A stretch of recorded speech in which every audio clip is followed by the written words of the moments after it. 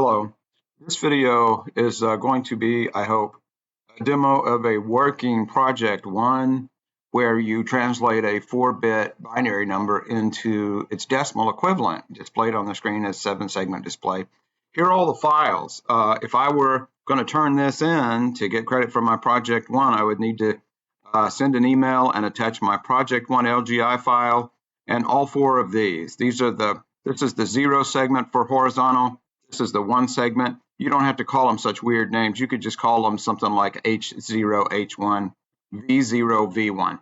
But there's the whole set. And when I open this, you can see that I've got all these things. These are all arranged by trial and error. I didn't know where to put those on the screen. When I ran it, I found out where they belong best.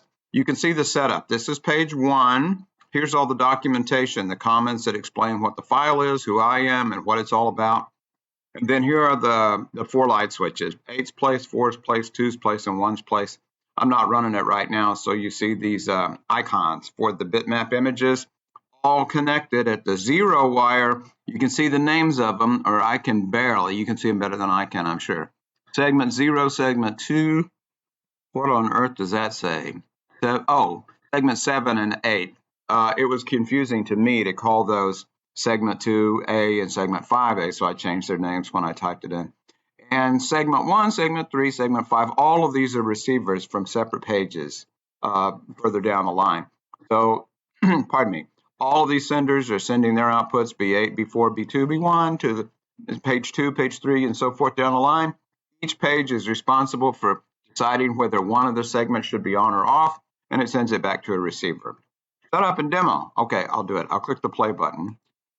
And there we are.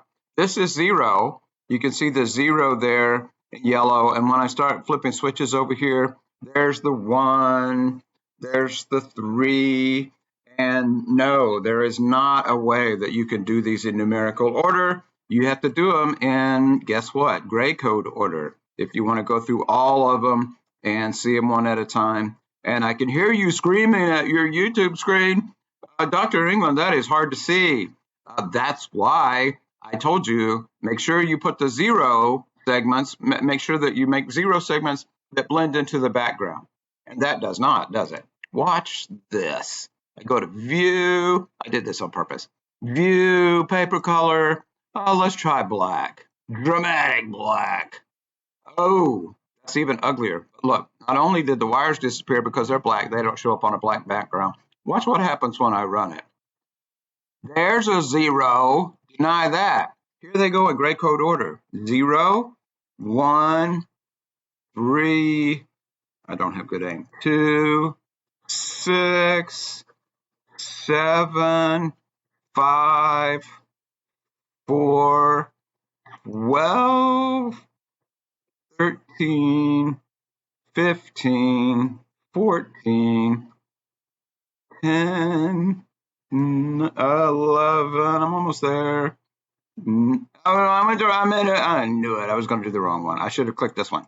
9, 8, and if I'd done that correctly in gray code order, 0. It would have gone through all the numbers 0 through 15 and not repeated any of them, but I made a boo-boo, and I'm sorry about that, but it does run. I don't recommend changing the paper color while you're working on it. While you're working on it, leave the background white. It's just a lot easier to see everything. You can see all the wires and all that. And I don't think there's anything else I can say about this, except, well, it's asking me if I want to say changes because I changed the background color. And I think we're done here, at least for this demo. I'll see you in class.